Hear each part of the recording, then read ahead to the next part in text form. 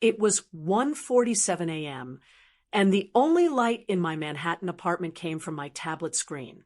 I was reviewing seating diagrams for a Monaco charity gala when my sister's name flashed across my phone. Lena, I already knew the tone before I answered. If you can't handle the kids while we're at the summit, she said, clipped and impatient, then don't bother coming at all. There were voices behind her, my parents. Low, overlapping commentary. The familiar chorus. She's just asking for help. You always make things complicated. This is family. I didn't respond right away. My eyes drifted to the open invoice on my screen. $21,400. That was what I had already paid for the trip Lena was referring to. A luxury winter retreat in Aspen. Flights, lodging, transport, everything. Paid in full. On my card. The irony tasted metallic. So, I said calmly, my money's invited, but I'm not. A pause. Then Lena exhaled sharply. Don't be dramatic, Mara. You know how networking works. You're good with logistics. This is basically what you do. What I do. I swallowed once. Slowly. Then my money won't be coming either, I said, and I ended the call. For a moment, the apartment was silent except for the hum of the city outside my windows. Then my phone exploded, missed calls, notifications, vibrations rattling across the table. I didn't pick it up. To understand why I ever agreed to cover a $21,400 family trip, you have to understand my role in my family. I'm a corporate relocation strategist. I move executives across continents without friction. I negotiate housing contracts, private school placements, visas, transport logistics, everything. If a CEO needs to relocate their family to Singapore in 10 days, I make it happen. I am calm under pressure. I solve expensive problems. But inside my family, I am the utility player. My sister Lena is different. She's 32, charismatic, and addicted to the appearance of success. She calls herself a brand consultant, which mostly involves posting photos from places she didn't pay for and tagging people she wants something from. She has 2 kids, a husband who's permanently between opportunities, and a lifestyle that runs entirely on borrowed confidence and other people's money. For years, I believed that if I helped enough, paid enough, I would eventually be treated like an equal. I covered emergency tuition gaps. I floated rent payments. I booked flights. I fixed mistakes.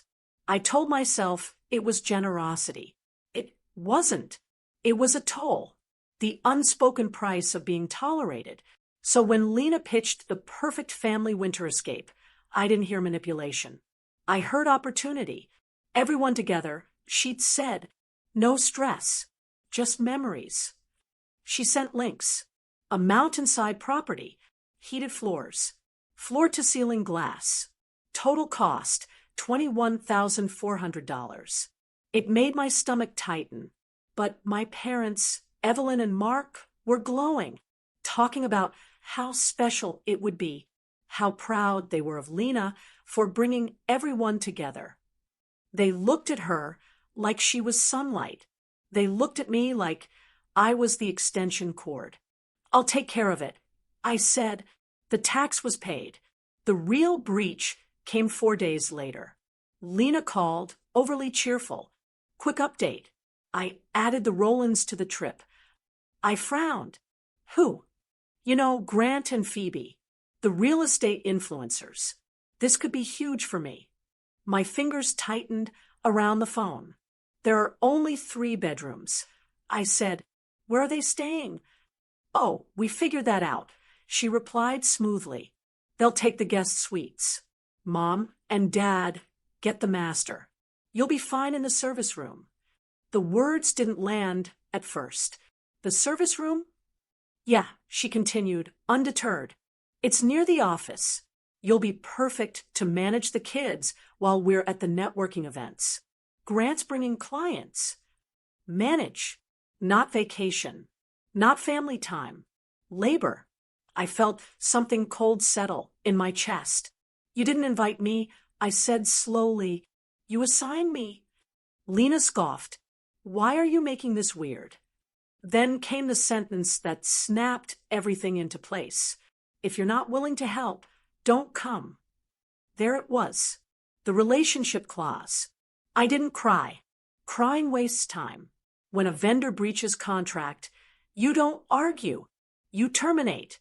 I opened my tablet and pulled up the project file, labeled Aspen/family. Every confirmation, every booking, every payment. First, the property. Refundable, minus a $1,200 penalty. Proceed. Next, flights. Premium economy for 5 people. Refund fee, $1,800. Proceed. Ground transport. Catered dinners. Prepaid passes. One by one, I dismantled the trip. 12 minutes. That's all it took. The cancellation fees totaled $4,050. I didn't see a loss. I saw a buyout.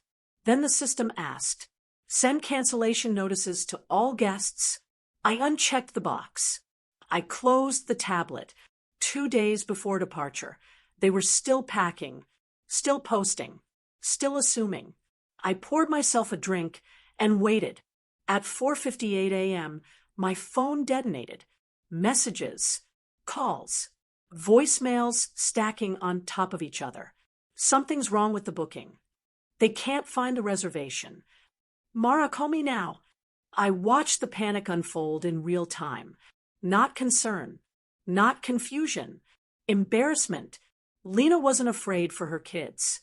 She was afraid of being seen. And for the first time in my life, I didn't rush in to save her. I let the silence do the work. The first voicemail came through while I was standing in my kitchen, watching the kettle boil. Mara, pick up. This isn't funny. Lena's voice was already fraying around the edges. I didn't answer. By the time the water clicked off, there were 14 missed calls and a wall of text messages climbing my screen like ivy. We're at the terminal. They're saying the reservation doesn't exist. Mara, call me right now. The Rolands are standing here. Fix this. I poured the hot water over my coffee, ground slowly, deliberately. The smell grounded me. The world felt unusually quiet for a crisis that large. At 5:31 a.m., the tone of the messages changed. They said you canceled it. The agent said it was canceled by the client. What did you do? I sat down at the table, phone face up now, and watched the panic metastasize into accusation. You've humiliated me. Do you know how bad this makes me look? The kids are crying. You're selfish. You've always been selfish. Even now, it wasn't about the logistics. It wasn't about 7 people stranded with luggage and nowhere to go. It was about optics. Lena had built her entire identity on proximity to luxury she didn't own. She borrowed credibility the way some people borrow sugar, casually, constantly, assuming it would never run out. And I had finally closed the cupboard. At 6:02 a.m., my parents entered the arena. First my father, Mark.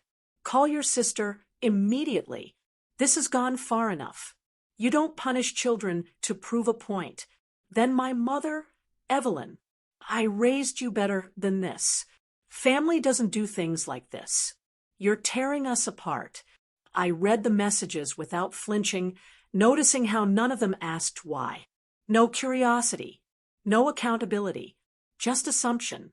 I was guilty by default. I always had been. I didn't argue. I didn't explain. I gathered evidence. I opened the family group chat, the digital courtroom where I'd been tried my entire life without representation. The messages were flying in now. Lena's crying emojis. My mother's sermon paragraphs. My father's clipped commands. I scrolled up and found it. The text from 2 nights earlier. Lena, if you're not willing to help with the kids, then don't come. We'll manage without you. I took a screenshot. Then I opened my email and pulled up the cancellation receipt from the property management company.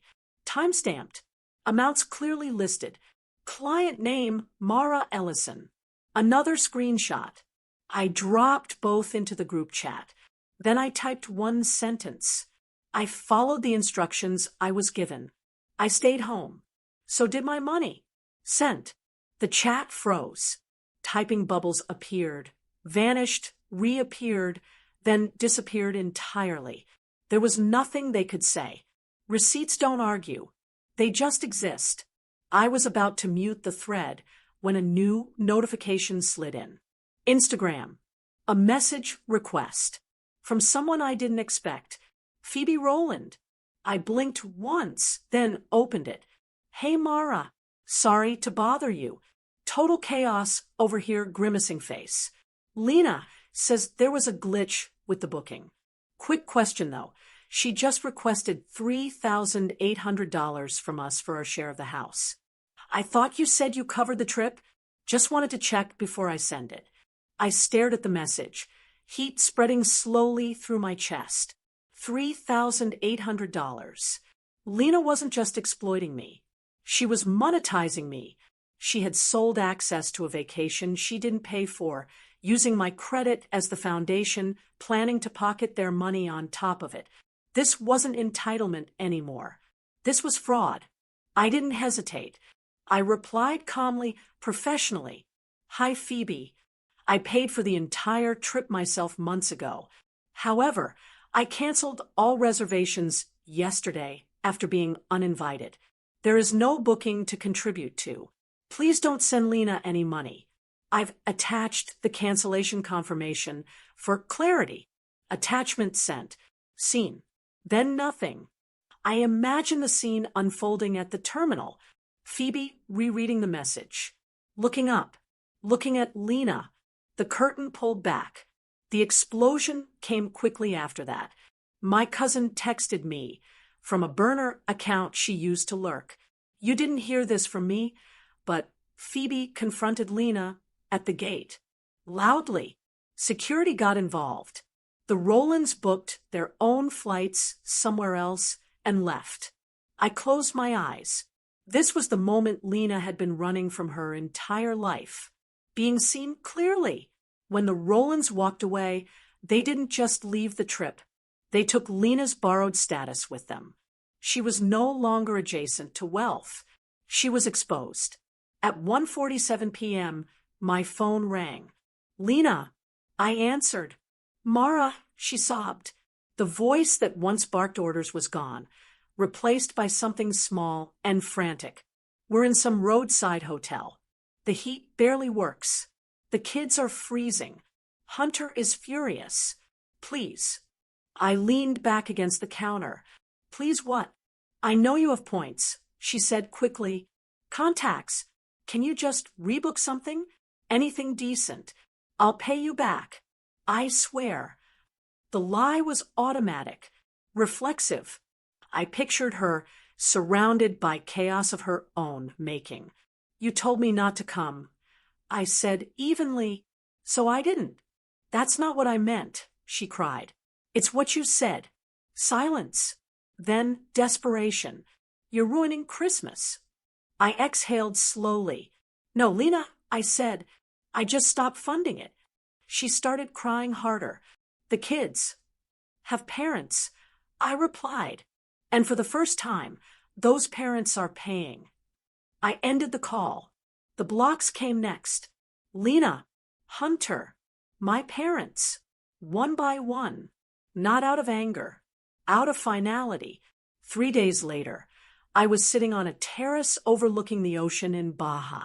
Warm air, salt, lime. The villa cost $3,900 for the week, paid for with refund money. I scrolled my phone once, briefly. A screenshot from my cousin, Lena's Christmas post. A diner table. 4 smiles. No filters strong enough to hide the collapse.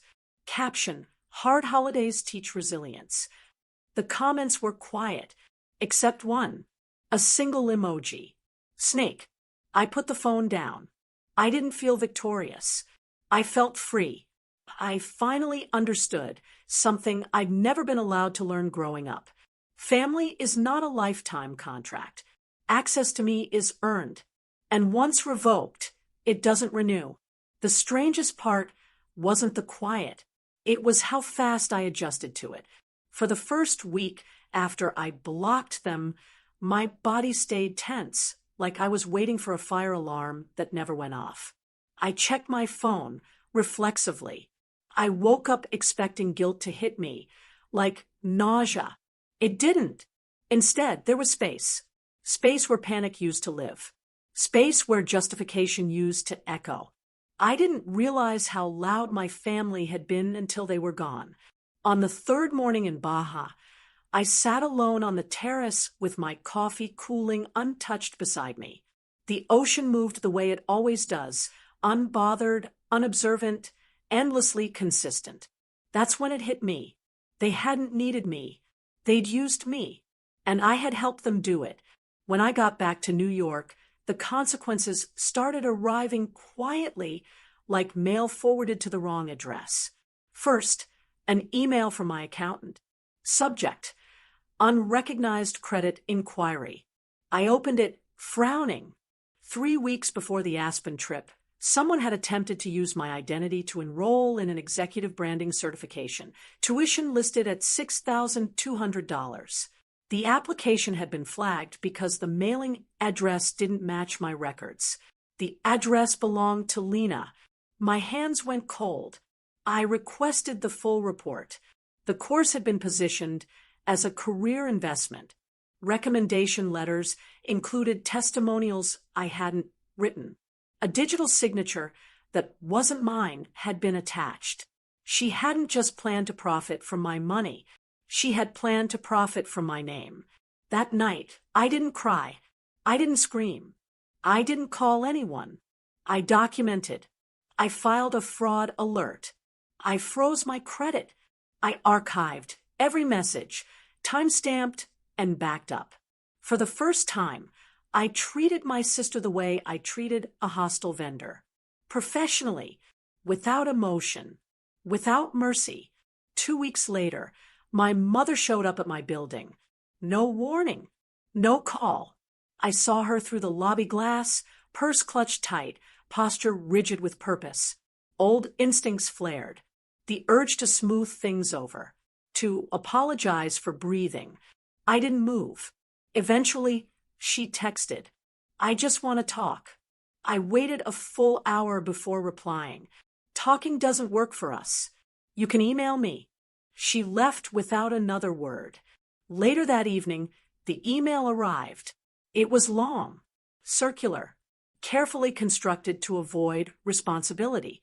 She wrote about stress, about misunderstanding, about how Lena was going through a phase, about how families sometimes hurt each other without meaning to. There was no apology, not to me, just a request. Can we reset? I stared at the word for a long time. Reset, as if nothing had happened, as if nothing had always been happening. I didn't respond.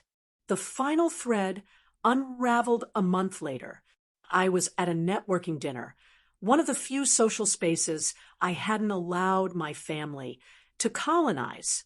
A woman across the table mentioned Lena's name casually. I heard she was trying to pivot into consulting, she said, but something about misrepresented credentials. I kept my face neutral. Sounds complicated. I replied. The woman nodded.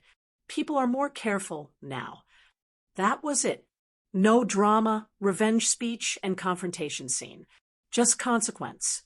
Lena had burned bridges she didn't own, using tools she didn't earn, and eventually, inevitably, the smoke reached people who could see clearly. She stopped posting entirely after that. No curated quotes. No aspirational captions. Silence. Sometimes I wonder if she hates me. Sometimes I wonder if she finally understands. But most days, I don't wonder at all, because distance has a way of sharpening truth. I see now how early the pattern formed, how praise flowed to charisma, not consistency, how neediness was rewarded and reliability was taxed, how I was never celebrated, only expected, and how I mistook endurance for love. The last message I ever received from my father came 6 months later. A single line: "You didn't have to make it this hard." I read it once, then I deleted it, because what he meant was, you didn't have to stop paying. You didn't have to stop fixing. You didn't have to stop absorbing the damage. But I did, and I would again. Here's what I learned, and it's not the neat, inspirational quote people like to end stories with. Some people don't want a relationship with you. They want access. Access to your stability. Access to your resources. Access to your silence. And the moment you stop providing those things, they don't ask what they did wrong. They ask why you changed. Walking away didn't make me heartless. It made me honest. I stopped confusing sacrifice with virtue. I stopped negotiating my worth. And I stopped believing that love should cost me everything while asking nothing in return. That wasn't family. That was a contract I never signed. And breaking it was the most peaceful decision I've ever made.